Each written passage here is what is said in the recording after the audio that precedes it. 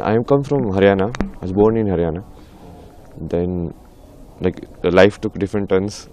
So I went to like IIT to study. Then changed the path from engineering to arts.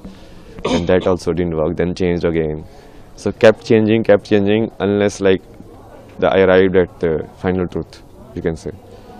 Then after that, I started exploring. Okay, so what is it like? It makes it. What is it the other people have discovered about it?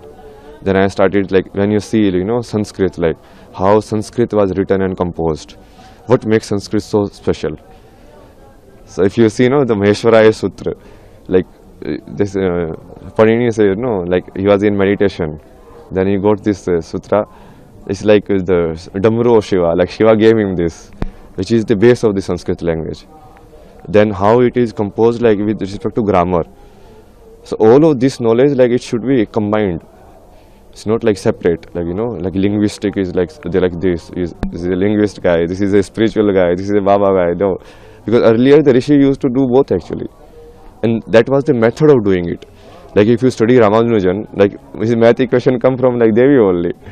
The same with me only. Like I only do Bhakti of Shiva.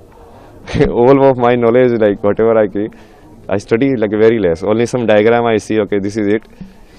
Then I understand it. Like Mahadev tells me, okay, like this is how it works. So that is the real way of doing it. You can say like the quest for the answer, quest for the knowledge. It took different forms in outside. Like initially you are searching for the like meaning of life to do what is like substantial in life, but then you shift. Then it was like then you are going through like mental health problem. Then the question was like how mind works. How do you get rid of these unwanted thoughts in your mind, which I think is very popular question these days. Like people, that's why a lot of people are actually getting attracted towards spirituality, not towards like getting moksha, but towards like okay, how do I actually calm my mind and reduce my anxiety and all of that, which is fine also, but then you have to connect it to the root also. Like what is the base of it?